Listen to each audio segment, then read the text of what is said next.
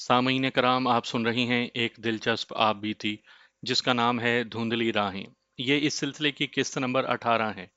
मुझे उम्मीद है आपको मेरी ये काविश पसंद आ रही होगी। आपने अगर अभी तक मेरा चैनल कहानी घर सब्सक्राइब नहीं किया तो अभी मेरे चैनल को सब्सक्राइब करके बेल नोटिफिकेशन ऑन कर लीजिए ताकि आने वाली हर नई कहानी की इत्तला बर वक्त आप तक पहुंच सके। मैं उस आग में से गुजर रहा था जिसकी पेशन गोई मेरे बचपन में पगली ने की थी। मैं उसे भूल गया था लेकिन वो अचानक याद आ गई और एक रात उसे ख्वाब में भी देखा। अजीब सा ख्वाब था। मेरे सामने एक रास्ता था, पगडंडी सी थी, दोनों तरफ दरख्त थे और रोशनी ऐसी थी जैसे सूरज है भी और नहीं भी, या जैसे सूरज को ग्रहण लगा हुआ हो। कुछ दूर नीली सी धुंध थी और पगडंडी उस धुंध में गुम हो गई थी। मैं सोच रहा था कि आगे जाकर मैं भी पगडंडी के साथ इस नीली धुंध में लापता हो जाऊंगा। मेरे दिल पर खौफ सा तारी होने लगा और कदम रुकने लगे। सूरज की फीकी फीकी रोशनी जहन को उदास और अफसुर्दा करने लगी। अचानक एक लंबी हू की वैसी ही आवाज सुनाई दी जैसे कुत्ते आसमान की तरफ मुंह करके आवाज निकाला करते हैं। कुत्ते की उस आवाज को लोग मनहूस समझते हैं। उस आवाज ने मुझे मेरे बचपन वाली पगली याद दिला दी। वो गली में चलते चलते रुक जाती और मुंह आसमान की तरफ करके इसी किस्म की आवाज निकाला करती थी। इस आवाज पर मैं अंदर से कांपने लगा। धुंध का एक गोला सा आगे बढ़ा और मुझसे 12-14 गज दूर मेरे रास्ते में रुक गया। फौरन ही ये फिजा में पिघल गया और वहां मेरे बचपन वाली पगली खड़ी थी। मैं रुक गया। वो चुप थी, मैं भी चुप था। वो मुझे देख रही थी, मैं उसे देख रहा था। उसके होंठ ना हिले लेकिन मुझे उसकी आवाज सुनाई दी। ये बच्चा दिलों को तड़पाएगा, खुद भी तड़पेगा। इसका सफर बड़ा लंबा होगा। ये जिस तरफ देखेगा उधर कयामत टूटेगी। जिन्नात और परियां इसके आगे सजदे करेंगी, लेकिन ये आग से गुजर कर वहां तक पहुंचेगा। वो मेरे रास्ते से हट गई जैसे उसने मुझे इशारा दिया हो कि मैं आगे चला जाऊं और बेखौफ व खतर रास्ते में आने वाली धुंध में दाखिल हो जाऊं। मेरे साथ बात कर पगली, मैंने उसे कहा। उस वक्त मैं बच्चा था, अब जवान हूँ। अब तेरी बात समझ सकता हूँ। मुझे बता, मेरी राह की धुंध कब छटेगी? मैं कब तक आग में से गुजरता रहूंगा? वो माँ नहीं रही जो मुझे गोद में छुपा लिया करती थी। उसने जवाब न दिया। वो धुंध का पैकर बन गई और हवा में तहलील हो गई। फिर माहौल धुंध में छुप गया और मुझे एक मर्तबा फिर बड़ी लंबी हू सुनाई दी। सिकंदर, किसी ने मुझे पुकारा। ओ सिकंदर! कोई मुझे झंझोड़ रहा था। करवट बदल ले यार! मैं बेदार हो गया। सुल्तान मेरे पास खड़ा मुझे झंझोड़ रहा था। मैं डर रहा था। क्या है सुल्तान? तुम्हारी आवाज ने मुझे भी जगा दिया है, सुल्तान ने कहा। तुम ख्वाब में ना जाने क्या बड़बड़ कर रहे थे। मेरी आंख खुल गई। तुम कोई डरावना ख्वाब देख रहे थे? हाँ यार, मैंने कहा, बड़ा फजूल ख्वाब देख रहा था। बत्ती बुझा दो और सो जाओ। मैं और सुल्तान एक ही कमरे में रहते थे। हम दोनों में ऐसी मोहब्बत पैदा हो गई थी जैसे हम एक कमरे में नहीं, एक जिस्म में रहते हों। वो मेरा बहुत ख्याल रखता था। मैंने उसे अपनी जिंदगी की कहानी सुनाई। ये तो महरूमियों की दास्तान थी। मेरा कोई घर नहीं था, कोई मंजिल नहीं थी, और पता नहीं चलता था कि मैं जा कहाँ रहा हूँ। कमा रहा हूँ तो किसके लिए कमा रहा हूँ? मैं बहुत बड़ी हवेली का मालिक था लेकिन वो मेरा घर नहीं थी। वो तो मकान था। अब तो मैं उसे आसेब ज़दा मकान समझने लगा था। मैंने सुल्तान को एक ही बार वो सब सुना दी थी जो मुझ पर बीती थी। उसके बाद घर की, माँ की, बाप की और अपने शहर की कभी बात नहीं की थी। सुल्तान मुतमईन था, किसी महरूमी से दो चार नहीं हुआ था। उसने बत्ती बुझा दी और थोड़ी ही देर में उसके हल्के हल्के खराटे सुनाई देने लगे और मैं मुकम्मल तौर पर बेदार हो गया। नींद ऐसी उड़ी कि आने का नाम ही नहीं लेती थी। अंधेरे में मुझे पगली दिखाई दे रही थी और कभी ऐसे लगता था जैसे मैं उसकी बड़ी लंबी हू सुन रहा हूँ। वो मेरे ख्वाब में क्यों आई थी, मैं सोचने लगा। और मैं सोचता ही रहा और मुझे यूं महसूस होने लगा जैसे मैं पगला हूं और जिसे हम पगली कहा करते थे उसका दिमाग हाजिर था, नॉर्मल था, और वो अक्लो दानिश की बात करती थी। मेरा बचपन माजी बईद में जा छुपा था। मेरा जहन मुझे वहां ले गया। दिल में आई कि मैं मुंह आसमान की तरफ करके बड़ी लंबी हू की आवाज पैदा करूं। मैं अपने ज़हन लाशऊर के कब्जे में आ गया था। दिल डूबता जा रहा था। घबराहट ऐसी बढ़ी कि मैं उठ खड़ा हुआ। اور دروازہ آہستہ سے کھولا کہ سلطان کی آنکھ نہ کھل جائے، پھر آہستہ سے ہی دروازہ بند کر دیا۔ مجھے اس رات کی تاریک لمحے آج بھی یاد ہیں۔ میں بغیر سوچے آہستہ آہستہ چل پڑا۔ میں چلتا گیا، ایسے لگا جیسے میں خواب کی پگڈنڈی پر چلا جا رہا ہوں اور میرے آگے دھند ہے۔ میرے قدم رک گئے اور میرا ہاتھ اٹھا۔ اچانک میں اپنے آپ میں آ گیا۔ میں شہناز کے کوارٹر کے دروازے پر کھڑا تھا۔ میرا ہاتھ دروازے پر دستک دینے کے لیے اٹھا تھا۔ اگر میں دستک دے بیٹھتا تو بہت برا ہوتا۔ شہناز دروازہ کھولتی تو آدھی رات کے وقت مجھے اپنے دروازے پر کھڑا دیکھ کر کیا سوچتی؟ کیوں؟ میں اس کے دروازے پر کیوں پہنچا تھا؟ میں شاید نیم بیداری کی حالت میں تھا۔ میں نے اچھا نہیں کیا تھا۔ میں وہاں سے مڑا اور تیز تیز قدم اٹھاتا واپس آ گیا۔ میں حقیقی دنیا میں واپس آ چکا تھا۔ باقی رات کچھ سوتے کچھ جاگتے گزر گئی۔ صبح ہوتے ہی میں شہناز کے کوارٹر میں چلا گیا۔ اسے دیکھنا اور اس کی دیکھ بھال میری ڈیوٹی تھی، لیکن اس صبح میں کسی اور ذہنی کیفیت میں گیا۔ وہ مجھے دیکھ کر بہت خوش ہوئی۔ کہاں آپ ہنسی ہوں سکندر، اس نے کہا۔ اب کیا ہوگا؟ جنہیں ہم نے پکڑا تھا ان پر مقدمہ چلے گا، میں نے کہا۔ ان کے مقدمے کے لیے اسپیشل ٹربیونل بن گیا ہے۔ انسپیکٹر نے کیس تیار کر لیا ہے۔ وہ تو ہوگا ہی، شہناز نے اکتائے ہوئے لہجے میں کہا۔ میں پوچھتی ہوں میرا کیا بنے گا؟ یہ مقدمہ بھی ختم ہو جائے پھر کیا ہوگا؟ میں شاید یہاں تو نہیں رہ سکوں گی۔ ہاں شہناز، میں نے کہا، تمہیں یہاں سے نکلنا پڑے گا اور تم اپنے گھر جاؤ گی۔ کون سا گھر؟ شہناز نے کہا۔ میرا کوئی گھر نہیں، میں اب اس ماں کے پاس نہیں جانا چاہتی جس نے مجھے یہاں تک پہنچایا ہے۔ وہ وقت آنے دو، میں نے کہا۔ تم دہشت گردوں کے خلاف جج کے سامنے بیان دینے کی تیاری کر لو۔ کیا انسپیکٹر ول نے تمہیں بتایا ہے کہ تم کیا بیان دو گی؟ بتایا ہے، شہناز نے کہا۔ وہ تو بڑی صاف اردو بولتا ہے۔ وہ 2 بار مجھے اپنے دفتر میں بلا چکا ہے۔ اس کی نظریں کیسی ہیں؟ میں نے پوچھا۔ صرف کام کی بات کرتا ہے، شہناز نے کہا۔ اسے تو جیسے احساس ہی نہیں کہ میں عورت ہوں۔ یہی تو ان انگریزوں میں خوبی ہے، میں نے کہا۔ ایس پی میڈوز کو تم پسند آ گئی تھی، لیکن اپنے کام کے ساتھ وہ اتنا مخلص تھا کہ اسی میں اس نے جان دے دی۔ میں شہناز کے ساتھ بہت سی باتیں کرنا چاہتا تھا۔ یہ سب جذباتی باتیں تھیں۔ میں اس کے ساتھ کوئی بات نہ کر سکا۔ کر لیتا تو اچھا تھا۔ باتیں دل میں رہ جانے سے میری ذہنی کیفیت کچھ اور ہو گئی۔ میں وہاں سے آ گیا، لیکن ایک نیا سوال میرے ذہن میں پیدا ہو گیا۔ کیا میں شہناز کے سراپا میں تحلیل ہوتا جا رہا ہوں؟ مجھے اپنے آپ پر شک ہونے لگا تھا، جیسے شہناز ایک سحر یا طلسم کی مانند مجھ پر طاری ہوتی جا رہی ہے۔ ابھی یہ واضح نہیں تھا کہ میری نیت اور میری نظر کیسی ہے۔ میں کوئی فرشتہ تو نہیں تھا، عالم شباب تھا، اور میں کسی دینی مدرسے کا معلم نہیں تھا۔ میں پولیس کے اس شعبے کا سب انسپیکٹر تھا جو اپنے باپ کو بھی نہیں بخشتا تھا، لیکن یہ احساس بھی تھا کہ مجھے شہناز کے اتنا قریب نہیں ہونا چاہیے۔ اس سے مجھے اتنا دور رہنا چاہیے جہاں میں اس کے جذبات اور جسم کی تپش محسوس نہ کر سکوں۔ مجھے اپنے آپ پر اعتماد اور بھروسہ تھا، لیکن آگ میں ہاتھ ڈال کر جلنے سے کون بچ سکتا ہے؟ مجھے بچنا تھا اور شہناز کو تنہا بھی نہیں چھوڑنا تھا۔ میں تو بڑی سخت مشکلوں میں سے بھی کامیاب گزر آیا تھا۔ بڑے بھیانک خطرات بھی میرا کچھ نہیں بگاڑ سکے تھے، لیکن میرے جذبات میرے لیے جو مشکل پیدا کر رہے تھے، ان سے گزر آنا مجھے آسان نظر نہیں آتا تھا۔ اس مشکل کا ایک ہی حل تھا کہ شہناز جلدی اپنے گھر چلی جائے، مگر ابھی مقدمہ شروع ہی نہیں ہوا تھا۔ مقدمے کے فیصلے تک شہناز کو وہیں رہنا تھا۔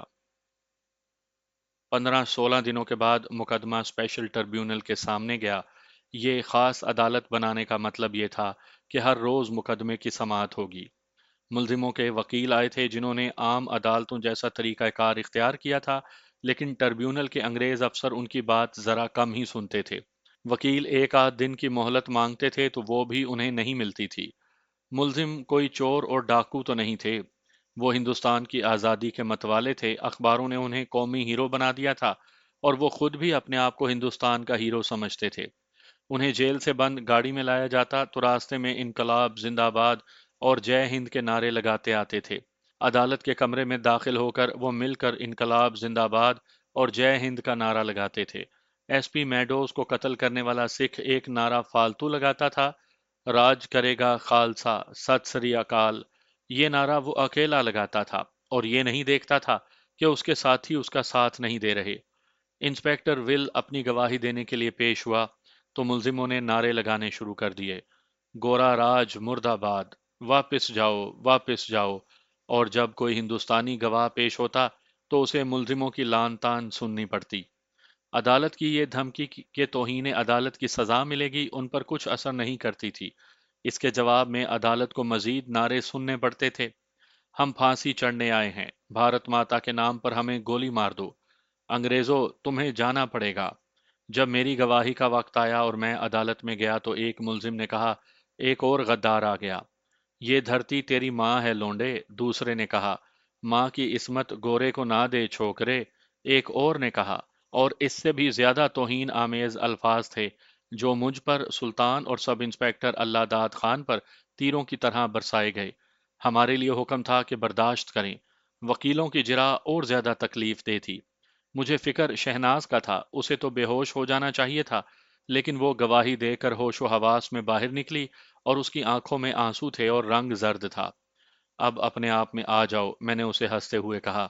मुश्किल का वक्त गुजर गया है। ये तो बहुत बदतमीज हैं, शहनाज ने कहा। अगर बाहर आकर मुझे ऐसी एक भी बात कहें तो मैं उन्हें मुंह पर जूते मारूं। क्या कहते थे? बार बार कहते थे कि ये मैडो साहब की देसी मेम है, शहनाज ने जवाब दिया। एक वकील ने मुझसे पूछा कि तुम रात को मकतूल मैडोज के बंगले में क्या कर रही थी। मैंने जवाब दिया, वही जो तुम्हारी सिरला देवी करने जाया करती थी। दूसरे वकील ने पूछा, क्या तुम वहां अकेली जाया करती थी या वहीं रहती थी? मैंने जवाब दिया कि मैं अकेली जाती और अकेली रहती थी, क्योंकि रामस्वरूप जैसा मेरा कोई दलाल नहीं था। शहनाज परेशान भी थी और गुस्से में भी। बहरहाल उसने बयान ठीक दिया था।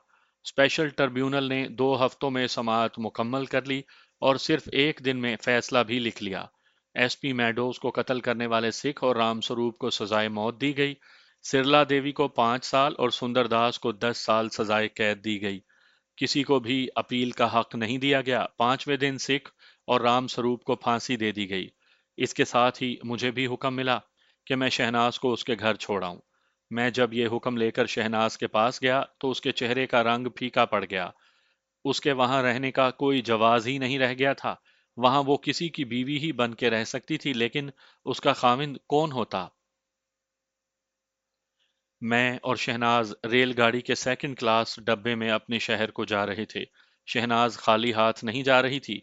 अंग्रेज बादशाह ने उसे 2500 रुपया इनाम दिया था और अपने घर जाने के लिए सेकंड क्लास का पास दिया था। शहनाज बहुत उदास थी, उसकी तो जैसे जबान ही बंद हो गई थी। उसका सर झुका हुआ था, कभी सर उठाती, मेरी तरफ देखती और देखती ही रहती। कभी उसके आंसू फूट आते। क्या सोच रही हो शहनाज? मैंने पूछा। सोच रही हूं मेरा अंजाम क्या होगा, शहनाज ने जवाब दिया। मेरे लिए सफर ही सफर है, मंजिल कोई नहीं।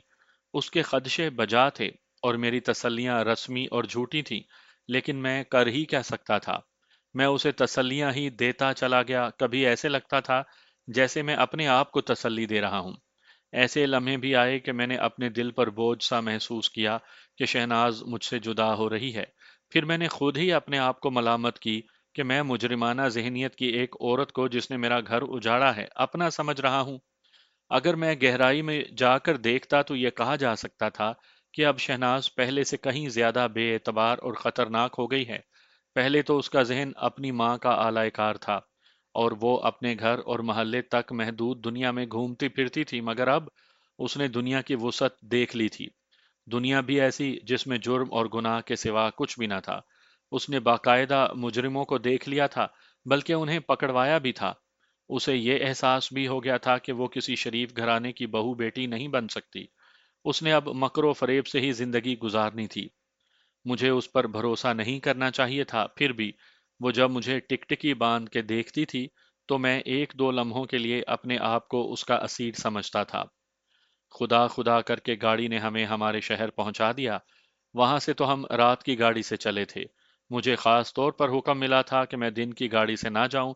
खतरा था कि दहशतगर्दों के साथी अपनी कोई कार्रवाई ना कर जाएं, लेकिन अपने शहर में गाड़ी दोपहर के वक्त पहुंची। हम दोनों जब स्टेशन से निकले और पहला ही वाकिफ आदमी मिला तो मैंने महसूस किया कि शहनाज को मेरे साथ देखकर सब हैरान होंगे और दिल ही दिल में मुझे बुरा भला कहेंगे। उस वक्त मुझे ख्याल आया कि शहनाज को बुरके में होना चाहिए था। اس نے چادر لے رکھی تھی، میں نے اسے کہا کہ وہ چادر میں ہی اپنا چہرہ چھپا لے۔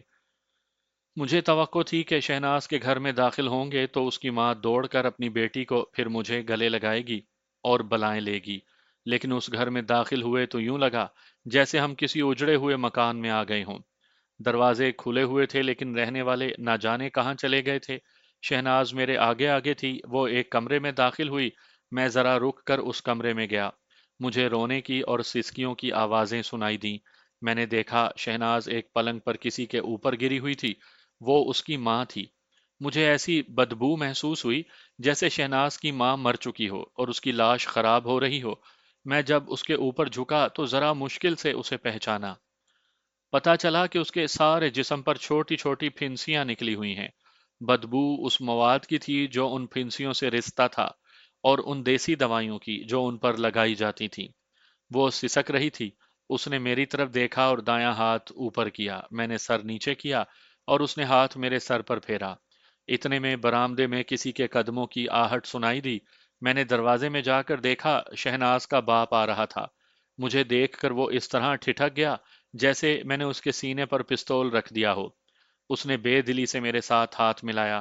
شہناز دوڑ کر اس کے گلے لگ گئی، لیکن باپ کا انداز رسمی سا تھا، جیسے شہناز کے ساتھ اس کا کوئی گہرا رشتہ نہ ہو۔ شہناز، میں نے اسے الگ کر کے کہا، میں اپنی خالہ کے گھر سے ہوا ہوں۔ واپس آ جاؤ گے نا؟ شہناز نے کہا۔ میرے پاس ہی ٹھہرو گے نا؟ وہیں نہ رک جانا؟ آ جاؤں گا، میں نے کہا، لیکن اچھا نہیں لگتا کہ خالہ کو چھوڑ کر یہاں ٹھہروں۔ یہ پولیس ہیڈ کوارٹر تو نہیں، ہمارا آبائی شہر ہے، لوگ طرح طرح کی باتیں بنائیں گے۔ میں جب شہناز کے گھر سے نکلا تو مجھ پر کچھ ایسا بوجھ تھا جیسے میں قبرستان میں کسی عزیز کو دفن کر کے نکل رہا ہوں۔ یہ نہ سمجھیں کہ میں شہناز کی جدائی کی بات کر رہا ہوں۔ شہناز کی ماں میرے دل اور دماغ پر ایک عبرت بن کر طاری ہو گئی تھی۔ میں نے اس عورت کے متعلق سب کچھ سنا دیا ہے۔ معلوم نہیں آپ اندازہ کر سکے ہیں یا نہیں کہ یہ عورت کس قدر عیار اور فریب کار تھی۔ جس عورت نے اپنی بیٹی کو بیچ ڈالا تھا، اس سے آپ اور کیا توقع رکھ سکتے ہیں؟ یہ بدی کی آخری حد ہے۔ اس نے یہ حد بھی پھلانگ لی تھی۔ اس نے شہناز کی جھلک دکھا دکھا کر رشتے کے کئی امیدواروں کو خوب لوٹا تھا۔ پھر میرا گھر جس طرح اس عورت نے خالی کروایا اور میرے باپ کو مروایا، وہ میں پہلے سنا چکا ہوں۔ اب وہ خدا کی بے آواز لاٹھی کی ضربیں سہ رہی تھی۔ وہ بڑی خوبصورت ناگن تھی، مگر اب اس کے زہر کی تھیلیاں خالی ہو چکی تھیں، اور وہ مری ہوئی بھی نہیں تھی اور زندہ بھی نہیں تھی۔ یہی نہیں، اسے ایک سزا اور بھی مل رہی تھی۔ یہ مجھے خالہ کے ہاں جا کر پتا چلا، وہ یہ کہ شہناز کے دونوں بھائی بالکل آوارہ اور نکھٹو نکلے۔ وہ جوان تھے، خالہ نے مجھے بتایا کہ ان کے سگے رشتہ دار بھی ان لڑکوں کو رشتے سے جواب دے چکے ہیں۔ شہناز کا باپ تو ایسے تھا جیسے مفلوج ہو، جسمانی لحاظ سے بھی ذہنی لحاظ سے بھی۔ اس گھر کی رونق خواہ بدی سے ہی قائم تھی، وہ شہناز کی ماں کی بدولت تھی۔ اسے خدا نے پکڑ لیا تو یہ گھر لوگوں کے لیے جائے عبرت بن گیا۔ میں نے جب خالہ کو بتایا کہ میں شہناز کو چھوڑنے آیا ہوں تو وہ کچھ دیر حیرت سے میرے منہ کی طرف دیکھتی رہی۔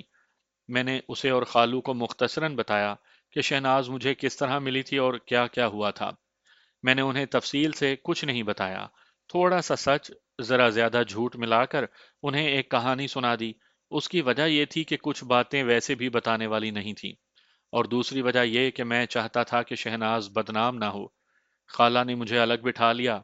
سکندر بیٹا، خالہ نے جذباتی لہجے میں کہا، تم میری بہن کی نشانی ہو۔ تم نہیں جانتے کہ میں تمہیں کس طرح یاد کرتی ہوں اور تمہارے لیے کتنا پریشان رہی ہوں۔ اب تم نے بتایا ہے کہ تم سی آئی ڈی کے سب انسپیکٹر ہو تو میری روح بھی خوش ہو گئی ہے۔ اب میری دو باتیں سن لو، معلوم نہیں پھر کبھی آؤ گے یا نہیں۔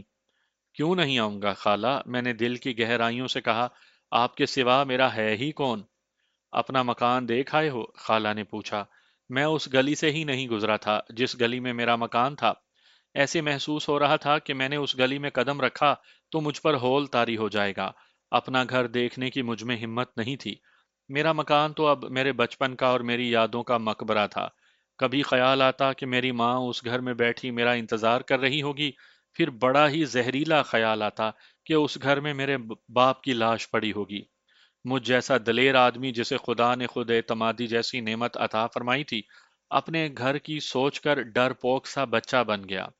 ادھر جانے کا میرا کوئی ارادہ نہیں تھا، ہمت ہی نہیں تھی۔ میں تو شہناز کے گھر سے آیا ہوں خالہ، میں نے کہا۔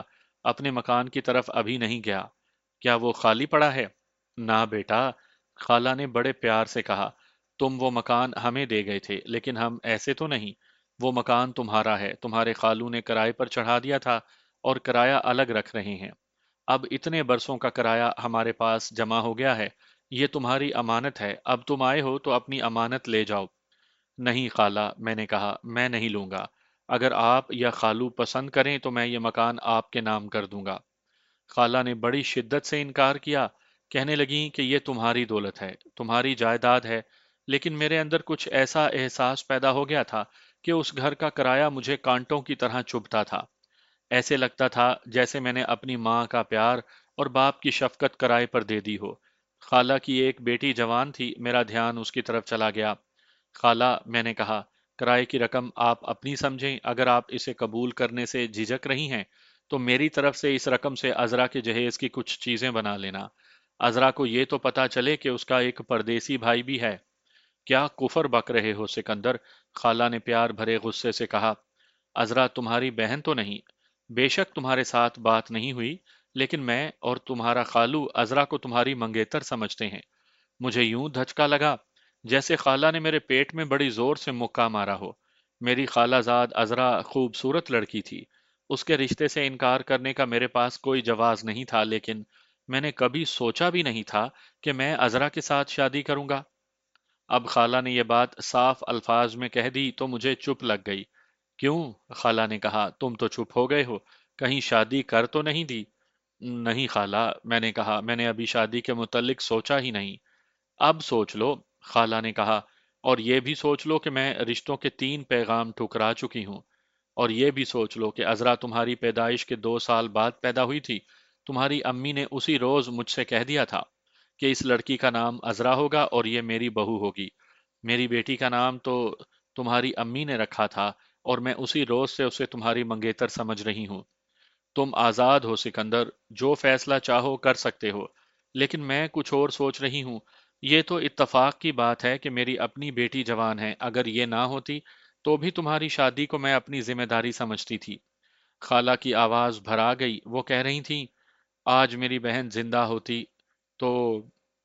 اس نے ہچکی لی اور چپ ہو گئی۔ وہ زندہ ہوتی تو میں اتنی دیر پردیس میں خجل خراب نہ ہوتا پھرتا، میں نے کہا۔ اب اپنا گھر آباد کرو، خالہ نے کہا، مجھے اپنا فیصلہ سنا کر جاؤ۔ میں آؤں گا خالہ، میں نے کہا، اب تو میں سمجھو کہ ڈیوٹی پر آیا ہوں۔ شہناز کو اس کے ماں باپ کے حوالے کرنا تھا، میں چھٹی لے کر آؤں گا۔ یہیں آنا ہے خالہ، مجھے یہیں آنا ہے۔ میں نے اب عذرا کو دوسری نظر سے دیکھا۔ پہلے تو میں اس کا ایک روپ دیکھا کرتا تھا اور اس روپ میں وہ مجھے اچھی لگا کرتی تھی، اس دوسرے روپ میں بھی وہ مجھے اچھی ہی لگی۔ جب تک میں گھر رہا اس وقت اس کے ساتھ میری بے تکلفی تھی۔ ہم اکٹھے کھیلا بھی کرتے تھے، لیکن وہ ابھی جوان نہیں ہوئی تھی۔ میں جب گھر سے نکلا، بلکہ جب مجھے گھر سے اٹھا کر نکالا گیا، اس وقت اس کی عمر 14 سال تھی۔ اب وہ بھرپور جوان تھی، اس میں جوانی کی خود اعتمادی اور کنوارا پن کی حیا تھی، اور اس کے ہونٹوں کے تبسم میں حجاب تھا۔ وہ جان گئی تھی کہ اس کی ماں نے میرے ساتھ کیا بات کی ہے۔ یہ میں نے اس طرح محسوس کیا کہ میں باہر نکلا تو اس نے مجھے دیکھا اور وہ شرما کر باورچی خانے میں چلی گئی۔ یہ موقع اس کی ماں نے دانستہ پیدا کیا ہوگا کہ عذرا دودھ کا پیالہ اٹھائے اس کمرے میں آ گئی جس میں بیٹھا تھا۔ خالہ اور خالو کہیں باہر چلے گئے تھے۔ عذرا نے پیالہ میرے آگے رکھا اور کھڑی رہی۔ میں سمجھ گیا کہ وہ چاہتی ہے کہ میں اسے بیٹھنے کو کہوں۔ میں نے کہہ دیا، جانتی ہو تمہاری امی نے مجھے کیا کہا ہے؟ میں نے کہا۔ اس کا چہرہ شرم و حیا سے سرخ ہو گیا۔ اس نے دونوں ہاتھوں سے اپنا چہرہ چھپا لیا اور وہ سکڑنے لگی۔ خالہ نے مجھے مشکل میں ڈال دیا ہے، میں نے کہا۔ اس نے آہستہ سے اپنا چہرہ میری طرف کیا، لیکن چہرہ آدھے راستے میں رک گیا۔ میرے لیے فیصلہ کرنا مشکل ہو رہا ہے، میں نے کہا۔ میں نے تو کبھی… پھر امی کو صاف جواب دے دو سکندر، عذرا نے پختہ لہجے میں کہا۔ مجھے بتا دو، کیا مشکل ہے سکندر؟ میں نے تو یہ سوچا ہی نہ تھا کہ تم باہر باہر گھوم پھر رہے ہو، اتنے خوبصورت جوان ہو اور تم نے کسی لڑکی کے ساتھ تعلق پیدا کر لیا ہوگا۔ میں تو سپنے دیکھتی رہی ہوں، کوئی مشکل نہیں سکندر۔ نہیں عذرا، میں نے کہا، یہ بات نہیں، میرا تعلق کسی لڑکی کے ساتھ نہیں اور ہوگا بھی نہیں۔ مشکل کچھ اور ہے، میں نے کبھی سوچا بھی نہیں کہ میں نے شادی بھی کرنی ہے۔ اب خالہ نے بات کی ہے تو مجھے خیال آیا ہے کہ میں اکیلا نہیں رہ سکتا۔ سکندر، عذرا نے کہا، بات گول نہ کرو، کھل کر کرو۔ کیا تم سمجھنے کی کوشش کرو گی؟ بات صاف کرو گے تو سمجھ میں آ جائے گی، عذرا نے کہا۔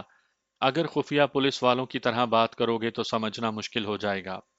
میں آگ میں سے گزر رہا ہوں عذرا، میں نے کہا، نہ جانے کب تک آگ میں سے ہی گزرتا رہوں گا۔ یہ کس کی لگائی ہوئی آگ ہے؟ عذرا نے کہا، تم خفیہ پولیس کی طرح بات کر رہے ہو۔ تم نے اپنے ذہن میں جو وہم بٹھا لیا ہے اسے ذہن سے نکال دو۔ میں نے کہا، اگر تم ساری رات میرے پاس بیٹھ سکو تو میں تمہیں وہ سب سنا سکتا ہوں جو اس شہر سے نکلنے سے لے کر آج اس شہر میں آنے تک مجھ پر بیتی ہے۔ اتنے برسوں کی داستان سنانے میں کچھ وقت لگے گا۔ کبھی ایسے لگتا ہے جیسے میں پتھر ہوں، کبھی ایسے جیسے میں موم ہو گیا ہوں جو ذرا سی حرارت سے پگھل جاتا ہے۔ میرے لیے پتھر ہو یا موم؟ موم، میں نے جواب دیا۔ اگر میں پتھر ہوں تو خالہ نے ایسی بات کہہ دی ہے کہ پتھر ٹوٹ گیا ہے۔ کیا کہا ہے امی نے؟ کہتی ہیں میری امی نے تمہاری پیدائش پر ہی کہہ دیا تھا کہ اس بچی کا نام عذرا ہوگا اور یہ میری بہو ہوگی۔ میں نے کہا، امی کے نام پر تو میں اپنی گردن بھی کٹوا دوں۔ امی کے نام پر نہیں، عذرا نے کہا، میرے نام پر دل سے ہاں کہہ دو تو بات ہے، دل پر پتھر رکھ کر نہیں۔ میں نے اسے انتہائی مختصر الفاظ میں سنایا کہ میں کیسی آگ میں سے گزر رہا ہوں اور میرے لیے آگے کیا آگ ہے۔ میں کسی دہشت گرد کی گولی کا نشانہ بن سکتا ہوں۔ میں نے کہا، مجھے ڈاکو اغوا کر سکتے ہیں، روپے پیسے کی کوئی کمی نہیں، بڑے بڑے انگریز افسر عزت کرتے ہیں اور اپنے پاس بٹھاتے ہیں، لیکن دہشت گرد اور ڈاکو میرے دشمن ہیں۔ ایوب میرا دشمن ہے۔ کون سا ایوب؟ عذرا نے پوچھا۔ یہ تو نہیں منشی مراتب حسین کا بیٹا؟ وہ تو پولیس میں تھانے دار لگا ہوا ہے۔ وہی، میں نے کہا، اس کی تھانے داری ختم ہو چکی ہے، وہ 3 سال کے لیے اندر ہو گیا ہے۔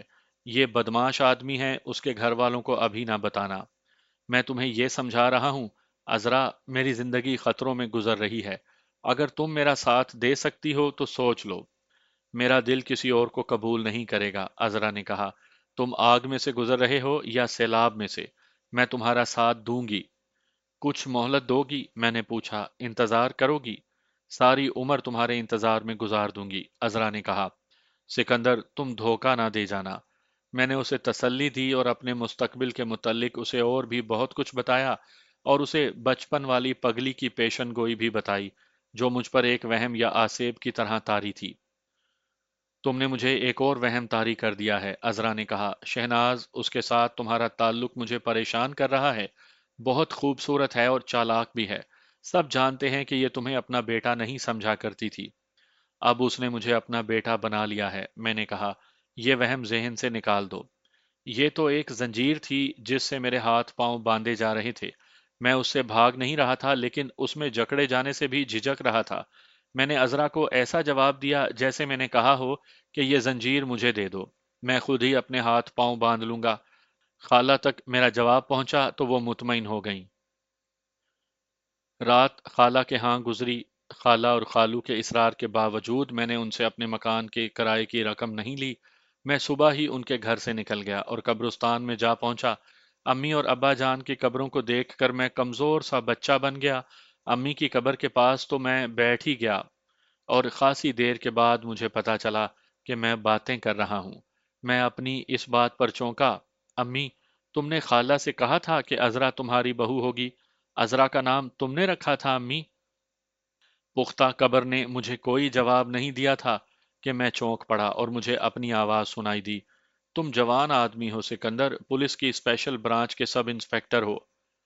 تم تو جوان ہو گئے ہو سکندر۔ ماشاءاللہ، کتنے خوبصورت جوان نکلے ہو۔ ارے سکندر ہو تم، اتنے بڑے ہو گئے ہو؟ اللہ نظر بد سے بچائے، کیا جوانی آئی ہے! تم جوان ہو گئے ہو؟ ماشاءاللہ، اب تو جوان ہو گئے ہو۔ اری وہ دیکھ، سکندر جا رہا ہے۔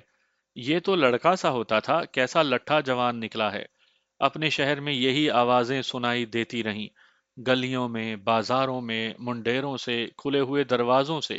یہی آوازیں مجھے احساس دلاتی رہیں کہ میں جوان ہو گیا ہوں۔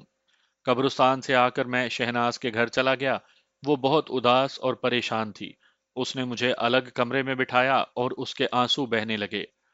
گھر میں کچھ نہیں رہا، اس نے کہا۔ امی کی حالت تم نے دیکھ لی ہے، ابو کو تم جانتے ہو۔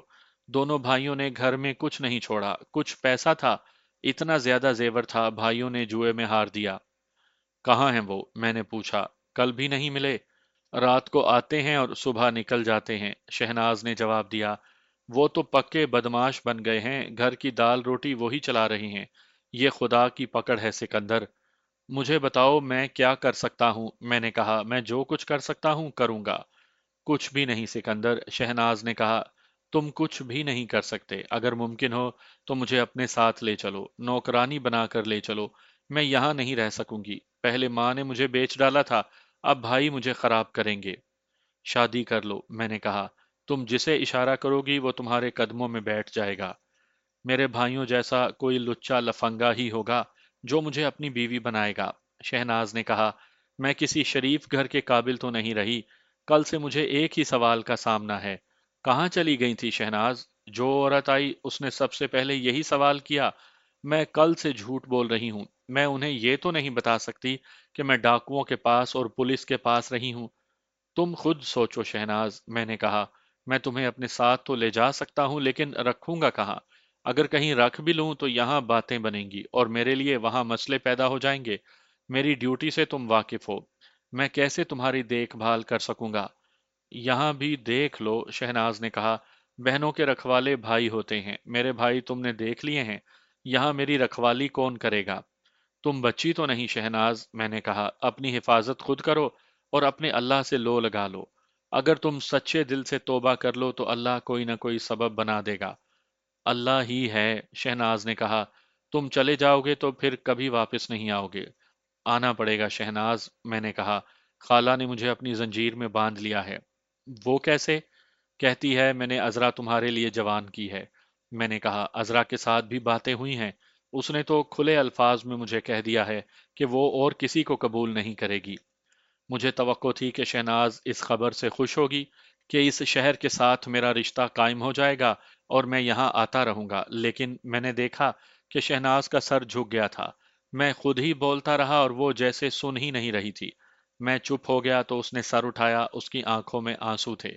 کیوں شہناز؟ میں نے پوچھا۔ تمہیں خوشی نہیں ہوئی؟ شہناز نے آہستہ آہستہ سر ہلایا کہ نہیں۔ کیوں؟ سچی بات بتاؤں سکندر، شہناز نے آہ لے کر کہا۔ میں تمہارے ساتھ شادی نہیں کر سکتی، لیکن میں تمہیں کسی دوسری عورت کے ساتھ بھی نہیں دیکھ سکتی۔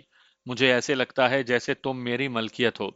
تم کسی اور کے خاوند بن گئے تو میں اس خوشنما انگوٹھی کی طرح رہ جاؤں گی جس کا نگینہ کہیں کھو گیا ہو۔ نگینے کے بغیر انگوٹھی بھدی لگتی ہے۔ تم پاگل ہو شہناز، میں نے ہنستے ہوئے کہا۔ تمہاری راتوں میں اگر کوئی اور لڑکی داخل ہو گئی تو میں اور زیادہ پاگل ہو جاؤں گی، شہناز نے کہا۔ ہوش میں آؤ شہناز، میں نے کہا۔ تم نے بات صاف کہہ دی ہے، اب مجھے بھی بات صاف ہی کہنے دو۔ بات کوئی انوکھی نہیں، تم خود محسوس کرتی ہوگی کہ تمہارا ذہن مجرمانہ ہے اور اس میں تمہارا اپنا قصور نہیں۔ ہاں سکندر، شہناز نے میری بات پوری سنے بغیر کہا۔ یہی تو میری بد نصیبی ہے، میری تربیت ہی مجرمانہ انداز سے ہوئی ہے۔ کہو کیا کہنا چاہتے ہو؟ تم نے جو کہا ہے کہ تم مجھے کسی اور عورت کی ملکیت نہیں دیکھ سکتی، اس سے مجھے ایک خدشہ محسوس ہونے لگا ہے، میں نے کہا۔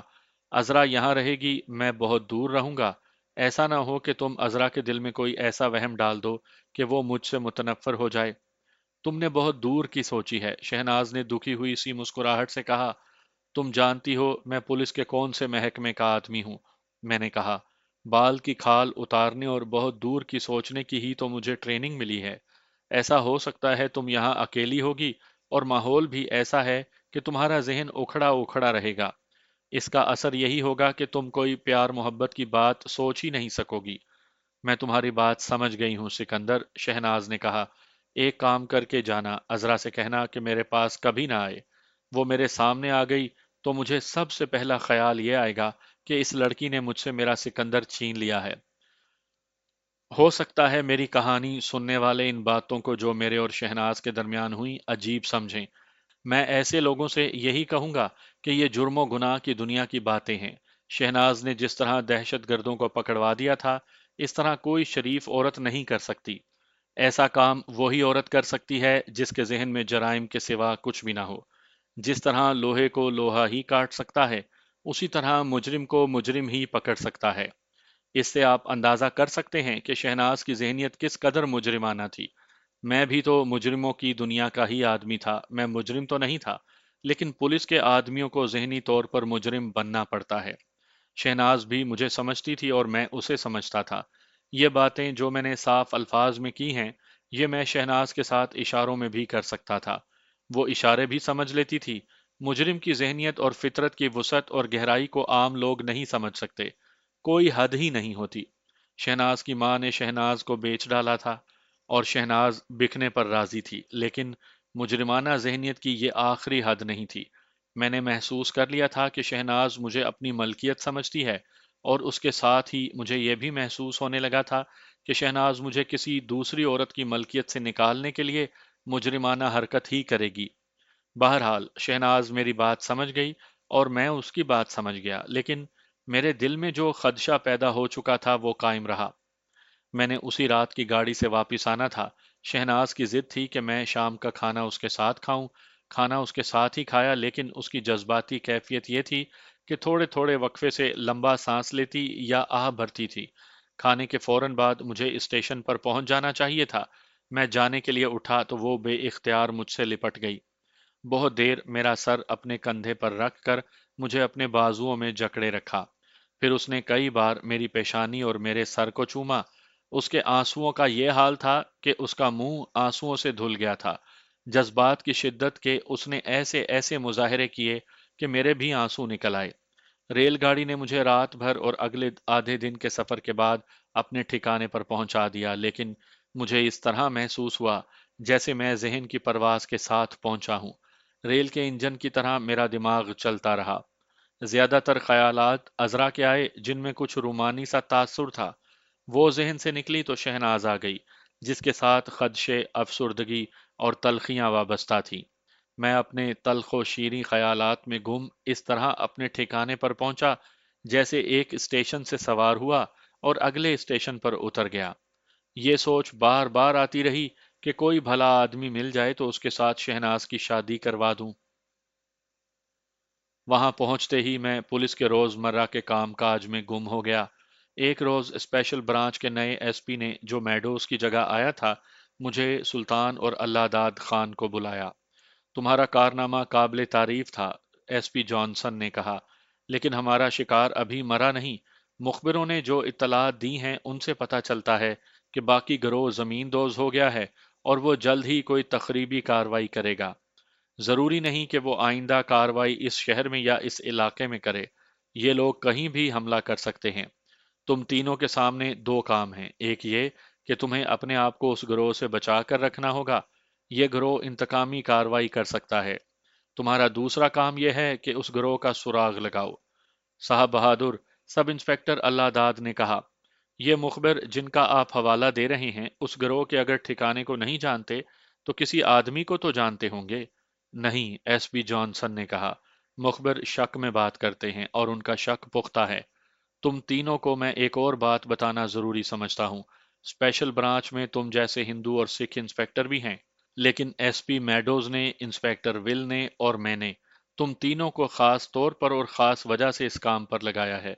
تم تینوں مسلمان ہو، ہمیں جو بھروسہ مسلمان پر ہے وہ ہندو یا سکھ انسپیکٹر پر نہیں ہو سکتا۔ تم دیکھ رہے ہو کہ دہشت گرد گروہوں میں زیادہ تر ہندو ہیں، اس کے بعد سکھوں کا نمبر آتا ہے۔ یاد رکھو، ہندو اس ملک پر قبضہ کرنا چاہتے ہیں۔ وہ کامیاب نہیں ہو سکتے۔ اگر وہ کامیاب ہو گئے تو وہ مسلمانوں کو اپنا غلام بنا لیں گے۔ تم یہ سمجھو کہ تم لوگ اس ملک کو ہندوؤں سے بچا رہے ہو۔ ایس پی جانسن نے ہمیں کچھ اور احکام دیے اور ہمیں فارغ کر دیا۔ دیکھا لڑکو، اللہ داد نے، جس کی عمر 40 سال سے اوپر ہو گئی تھی، باہر آ کر کہا، یہ انگریز کتنی عقل مند قوم ہے۔ جانسن صاحب نے ہمیں اپنے مطلب کے لیے ہندوؤں کے خلاف بھڑکا دیا ہے۔ یہ ہے انگریز کی پالیسی، پھوٹ ڈالو اور حکومت کرو۔ میں نے تو ابھی سوچا بھی نہیں تھا کہ دہشت گرد گروہ کس مذہب سے تعلق رکھتے ہیں اور ان کا مقصد کیا ہے۔ مقصد میں بھی جانتا تھا، وہ ہندوستان کو انگریزوں سے آزاد کروانا چاہتے تھے، لیکن میں اسے بے مقصد اس لیے کہتا تھا کہ اس طرح چند ایک آدمیوں کی تخریبی کارروائیوں سے ملک کو انگریزوں جیسی طاقتور قوم سے آزاد نہیں کروایا جا سکتا تھا۔ میں نے ملک کی سطح پر کبھی سوچا ہی نہیں تھا کہ میں ڈیوٹی کو ڈیوٹی سمجھتا تھا۔ میں اور سلطان ہر روز شام کے وقت ذرا باہر نکل جایا کرتے تھے۔ وہ سڑک ذرا سنسان تھی، اس سے آگے چھوٹا سا ایک بازار تھا۔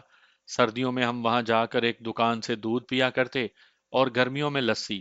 ایک شام ہم آہستہ آہستہ چلے جا رہے تھے کہ ایک عورت نے ہمیں روک لیا۔ چہرے سے اس کی عمر 40 سال کے قریب لگتی تھی۔ سر کے کچھ بال سفید تھے۔ شکل و صورت سے وہ کسی اچھے خاندان کی عورت لگتی تھی، لیکن اس کے کپڑے غریبانہ تھے۔ اس نے جب بات کی تو اس کا انداز نوکرانیوں جیسا تھا۔ میرے بھائیوں، اس نے بھیکاریوں کے لہجے میں کہا، مجھے بھیکاری نہ سمجھ لینا، بڑی مشکل میں گرفتار ہوں۔ یہاں بات کی تو تم مجھے بھیکاری ہی سمجھو گے۔ ذرا میرے گھر تک چلو، میرے گھر کی حالت دیکھو، میری جوان بیٹی کو دیکھو، پھر میں بات کروں گی تو تم پر میری بات کا صحیح اثر ہوگا۔ بات کرو، میں نے کہا، ہم یہیں سن لیتے ہیں۔ سیدھی بات کرو مائی، سلطان احمد نے کہا، ہم اتنے شوقین نہیں۔ سلطان احمد نے یہ بات شرارتی سے لہجے میں اس لیے کہی تھی کہ عصمت فروشی کے بازار سے ہٹ کر بھی اس شہر میں یہ دھندا چلتا تھا۔ سلطان احمد کی طرح میں بھی یہی سمجھا تھا کہ یہ عورت کسی طوائف کی دلال ہے اور یہ ہمیں اپنے گھر لے جانا چاہتی ہے۔ ایسے دلالوں کے جال میں ہم جیسے جوان آدمی ہی پھنسا کرتے تھے۔ فوج اور پولیس کے آدمی تو ذرا سے اشارے پر پیچھے پیچھے چل پڑتے تھے۔ ہم دونوں میں ابھی کچھ شرافت یا شاید جھجک باقی تھی۔ ہمارا اس کے ساتھ جانے کا کوئی ارادہ نہیں تھا۔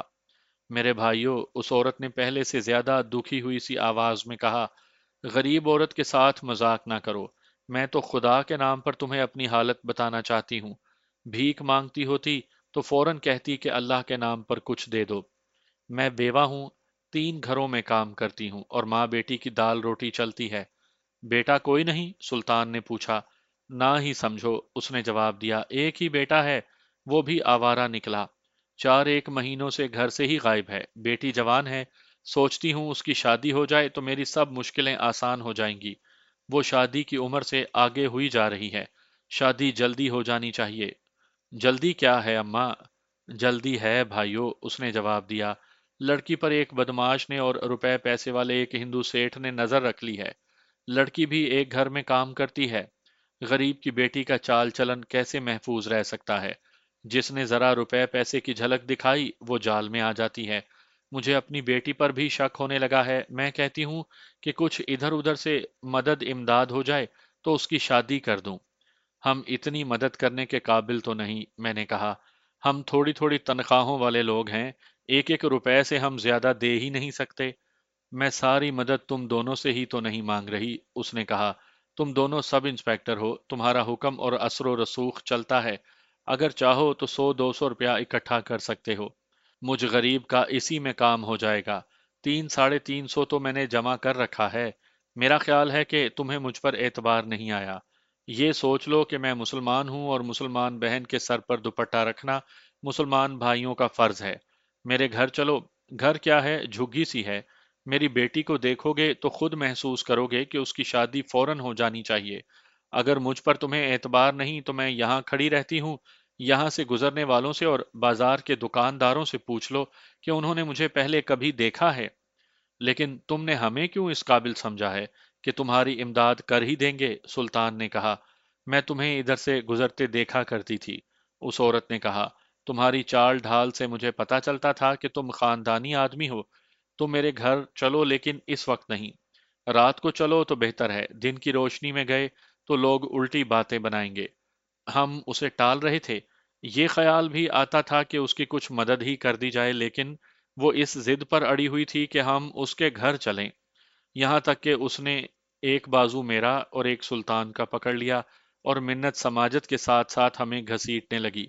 ہم دونوں نے ایک دوسرے کی طرف دیکھا، ایسے لگا جیسے سلطان احمد نے بھی وہی سوچا ہے جو میں نے سوچ لیا تھا۔ اچھا یوں کرو، میں نے کہا، کل اسی وقت یہیں پر آ جانا۔ ہم تمہاری کچھ نہ کچھ مشکل آسان کر دیں گے۔ نہیں، اس نے کہا، تم ایک غریب عورت کو ٹرخا رہے ہو۔ تم چاہے نہ آنا لیکن مجھے بھکاری نہ سمجھ لینا۔ ہم کچھ نہ کچھ تو لے کر ہی آئیں گے، میں نے کہا۔ اگر 2-4 روپے لانے ہیں تو نہ آنا، اس نے کہا۔ اگر آ ہی گئے تو میں تمہیں اپنے گھر ضرور لے جاؤں گی۔ اپنی آنکھوں دیکھ لینا، تمہیں یہ اعتبار تو آ ہی جائے گا کہ اس عورت نے جھوٹ نہیں بولا تھا۔